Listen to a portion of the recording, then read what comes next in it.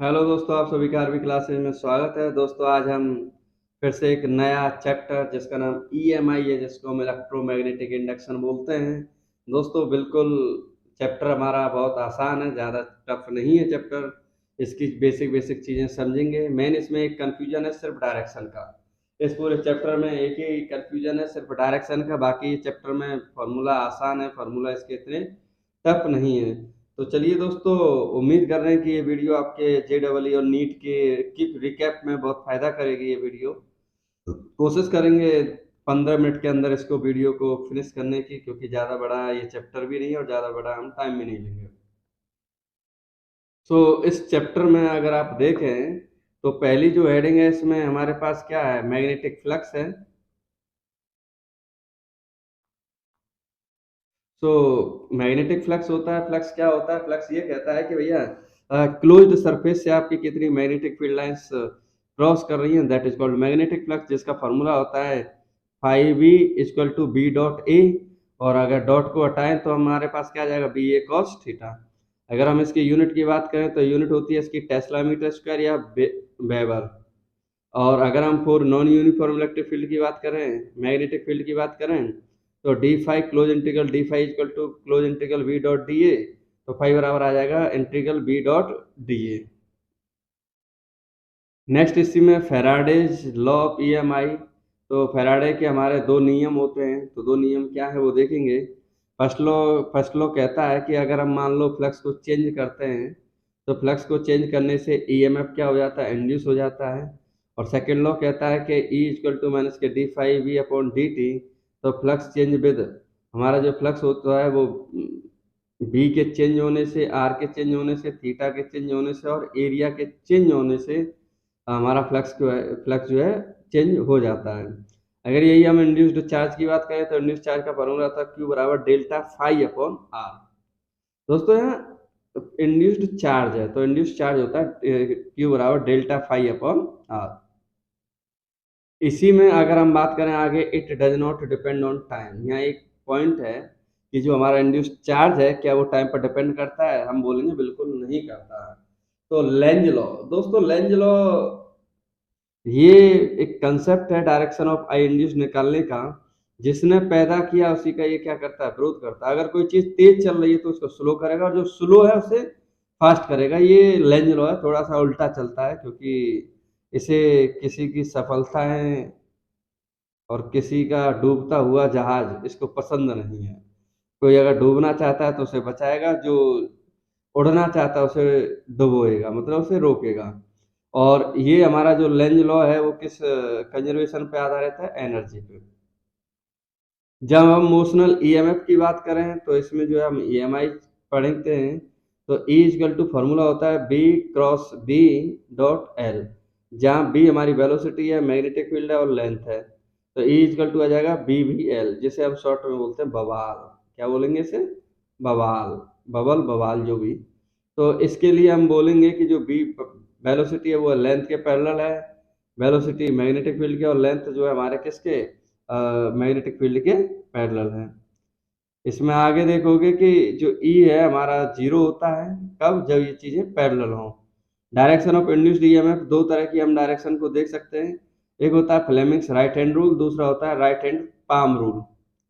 Next इसी में आगे देखते हैं हमारे पास एक होता है इसमें सोलेनॉइड, सॉरी, इसमें होता है calculate EMF across ends of rod. तो अगर हमें ईएमएफ कैलकुलेट करना हो इस रॉड के एंड से, तो फॉर्मूला होता है E equal to B omega L का स्क्वायर अपॉन टू, या फिर E equal to B zero plus B P upon two into L. अब सेल्फ इंडक्टेंस हमारा जिससे क्वेश्चन पूछा जाता है वो सेल्फ इंडक्टेंस है। और ये होता क्या, the effect in which a changing current in a circuit induces induced EMF in the same circuit is called self induction. Self induction मतलब खुद का खुद से ही चेंज होना ही सेल्फ इंडक्टेंस कहलाता है। फाई डायरेक्टली प्रोपोर्शनल टू पे आई है तो फाई इक्वल टू आ जाएगा एल आई, जहाँ एल होता है फाई अपॉन आई। बोलेंगे इसे कोफिशिएंट ऑफ सेल्फ इंडक्टेंस। अगर हम यूनिट की बात करें तो वेबर अपॉन एम्पियर, या फिर हम बोलते हैं नॉर्मली से हेनरी, जिससे एच से हम इसे शो करते हैं।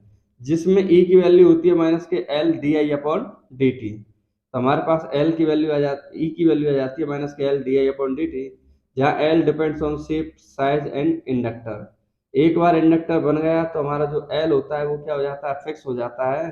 जैसे हमारे पास एक कंडेंसर होता है, तो उसमें जो वैल्यू होती है वो क्या हो जाती है, कैपेसिटर की फिक्स हो जाती है। मान लो जैसे बल्ब है तो उस बल्ब में रेजिस्टेंस की वैल्यू फिक्स होती है, वैसे ही जब इंडक्टर बन जाएगा तो उसमें भी एल की वैल्यू क्या हो जाती है, fix. Self inductance of a coil, अगर कॉइल के लिए हमसे सेल्फ इंडक्टेंस पूछा जाए तो फॉर्मूला होता है mu zero N square pi R upon two. अगर इंडक्टेंस ऑफ अ सोलिनॉइड के लिए पूछा जाए तो L is equal to mu zero N square pi square L, या हम ये कह सकते हैं पाई आर स्क्वायर होता है ए, और ए इंटू एल क्या होगा, वॉल्यूम, तो pi square N square volume. इसी में नेक्स्ट है म्यूचुअल इंडक्टेंस। तो म्यूचुअल इंडक्टेंस होता है एक की वजह से अगर दूसरी कॉइल में अगर अपने आप ईएमएफ पैदा हो जाता है तो उसे हम म्यूचुअल इंडक्टेंस बोलते हैं और म्यूचुअल इंडक्टेंस कहते हैं। म्यूचुअल इंडक्टेंस को जो है हम इस स्मॉल कैपिटल एम से शो करते हैं। सिंपली है कि ये बताना चाह रहा है कि अगर हम इसमें चेंज करेंगे तो इसकी वजह से जो मैग्नेटिक फील्ड हमारी जो क्रॉस होती है दूसरी कॉइल से, तो उसकी वजह से उसमें क्या इंड्यूस्ड करंट पैदा हो जाती है। I1 के चेंज होने से I2 इंड्यूस हुआ। फॉर्मूला होता है phi two is equal to M I one की वजह से। तो जहाँ एम क्या होता है हमारे पास, कोफिशियंट ऑफ म्यूचुअल इंडक्टेंस। और अगर हम बात करें एम की यूनिट की, तो एम की यूनिट होती है वेबर एम्पियर, वेबर पर एम्पियर। और जो हेनरी, जिसे हम किससे शो करते हैं जनरली, हेनरी एच से। ई टू इजकल टू होता है minus k M d Y upon d I one upon d t. अगर हम बात करें कि मान लो हमारे पास कॉन्सेंट्रिक सर्कल हो तब, तो फॉर्मूला देखेंगे म्यूचुअल इंडक्टेंस का mu zero N one N two pi small R square upon two R capital R. तो स्मॉल आर अंदर के लिए और कैपिटल आर बाहर के लिए। अगर इसी में थोड़ा सा अगर हम और समझें पॉइंट को, कोफिशियंट ऑफ कपलिंग, तो हमारे पास जो कपलिंग का जो कोफिशियंट होता है वो कितना फ्लक्स लिंक हुआ, तो उसका फॉर्मूला होता है निकालने का, क्योंकि इस पर क्वेश्चन पूछा जा चुका है। K is equal to M upon under root L one into L two, जहाँ के की वैल्यू होती है 0 से 1 के बीच में। 0 से बड़ी होगी लेकिन 1 से छोटी होगी। तो दोस्तों ये जो हमारा चैप्टर था ये हमारा ईएमआई से रिलेटेड था। ईएमआई से रिलेटेड मतलब सिंपली ईएमआई था। तो इसमें हम चीज़ों को देखते हैं, समझते हैं, और ये हमारे एग्जाम से पॉइंट ऑफ व्यू से क्विक रिकैप के लिए एक हमारे लिए एक समझ लो मैन एक ब्रह्मास्त्र की तरह ये काम करेगा। उम्मीद करते हैं आपके लिए वीडियो हेल्पफुल होगी। थैंक यू दोस्तों, धन्यवाद।